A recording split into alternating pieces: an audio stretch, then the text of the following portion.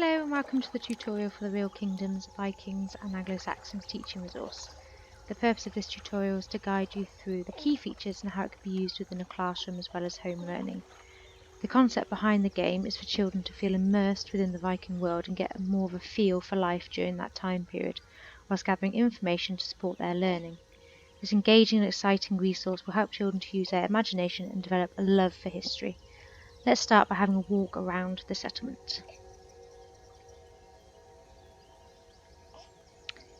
There are lots of details across the site that helps to resemble what life would be like within a Viking settlement. As we walk through, you can see the market and examples of foods and goods that could be purchased. Some of the foods can be picked up as a way to increase our health, like you might find within other online games, and this will come in useful as part of some of the teaching tasks that we'll talk about later on.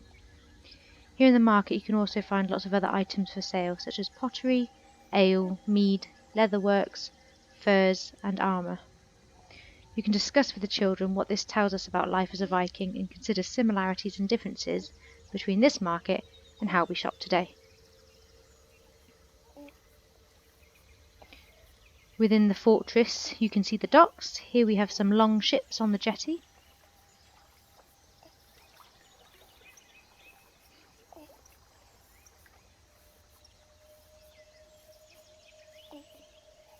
Some of the buildings around the site can be entered. Here we have a Viking Great Hall.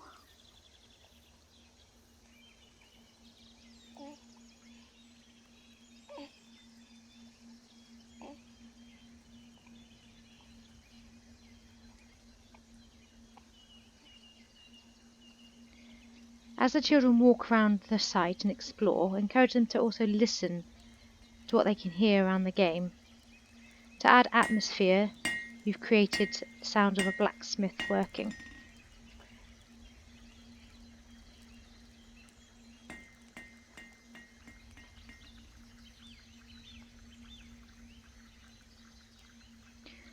Notice boards are located around the game. These provide historical facts and information and will be useful for some of the teaching tasks later on.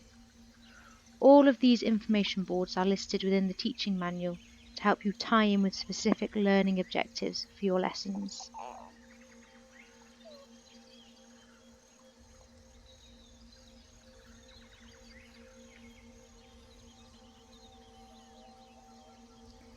So we're just going to find our way outside of the fortress now.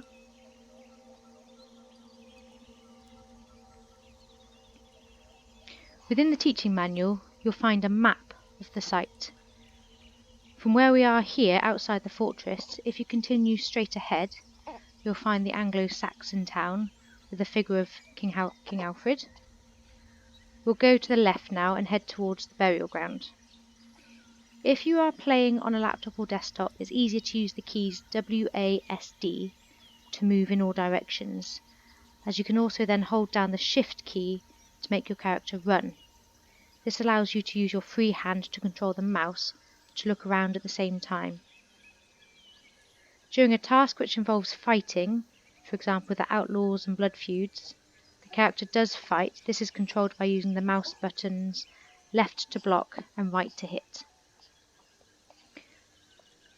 Okay, this is a burial site and it's based on Lindholm Hills, found in Denmark, and it's linked to one of the teaching tasks within the manual. Comparing each grave allows the children to think about Viking occupations and how they honoured their dead. This is another opportunity to draw comparisons with the Viking way of life and how we commemorate those who have died today.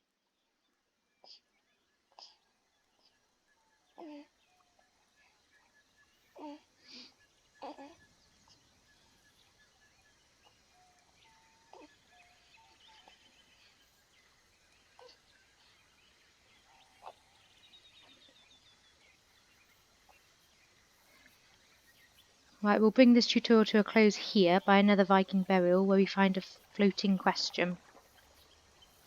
These questions can be found around the site and encourage the children to consider and discuss what they've found and eventually develop their own further questions, such as questions about life as a Viking. Within the teaching manual, you'll find a list of teaching tasks which have been designed to develop historical skills as well as being based on the national curriculum.